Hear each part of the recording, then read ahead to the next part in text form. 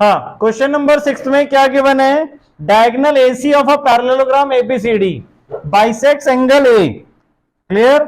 आपका जो AC diagonal है वो क्या कर रहा है? एंगल A को बाइसेक्ट कर रहा है। बाइसेक्ट मतलब दो हाफ में डिवाइड करना। अब हमें इसमें क्या प्रूफ करना है? गिवन क्या हो गया हमारे पास? ABCD एक तो पैरेललोग्राम है। क्लियर? और क्या गिवन है हमें? AC bisects angle A। क्या प्रूफ करना है हमें? AC एंगल C को भी बाइसेक्ट कर रहा है। Clear? AC bisects angle C also. और क्या प्रूफ करना है? ABCD is a rhombus. Clear? तो ध्यान से देखो कैसे करेंगे हम इसे। अब पहले AC बाइसेक्ट्स एंगल A बोला हुआ है और पैरेललोग्राम भी आपका ये। अगर ये पैरेललोग्राम है, सपोज इसको हमने 1 दे दिया और इसको 2 दे दिया, और यहां पे जो एंगल फॉर्म हो रहे हैं इनको 3 और 4 दे दिया, ठीक है। अब आपका जो एंगल 1 है वो किसके इक्वल होगा? एंगल 4 के। रीजन? एंगल 1 जो है वो एंगल 4 के इक्वल होगा। रीजन? Alternate interior angles. कौन सी लाइंस पैरेलल के बेसिस पे? AB parallel to CD।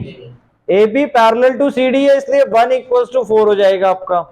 Similarly 2 equals to किसके होगा? 3 के। Reason? Again alternate interior angles. और लाइंस कौन सी पैरेलल है? BC parallel to AD। Clear? 2 और 3 BC और AD के बीच में बन रहे हैं एंगल्स। क्लियर हुआ? अब हमें गिवन में क्या था कि AC बाइसेक्ट्स एंगल A, यानी कि एंगल 1 किसके इक्वल होगा? एंगल 2 के। क्यों? क्योंकि AC bisects angle A। Clear हुआ यहां तक? अब AC बाइसेक्ट्स एंगल A हो गया आपका, तो इससे हमें क्या मिल जाएगा फर्दर? अब इन तीनों इक्वेशन के बेसिस पर हम क्या बोल सकते हैं कि चारों ही एंगल इक्वल है। बट हमें फर्स्ट पार्ट में क्या इक्वल प्रूफ करना था? AC bisects angle C also, मतलब एंगल 3 और एंगल 4 को इक्वल दिखाना है।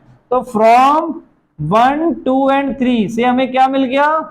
Angle 3 equals to angle 4। Therefore AC bisects angle C also. यहां तक क्लियर हुआ फर्स्ट पार्ट? अब सेकंड पार्ट में हमें क्या प्रूफ करना है? कि ये रोम्बस है ABCD।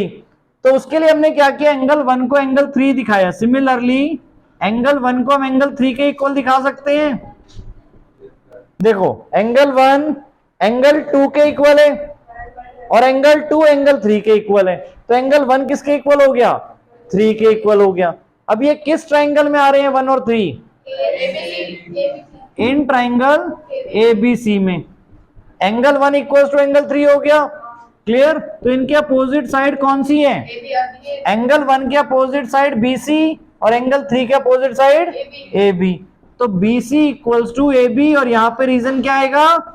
Sides opposite to equal angles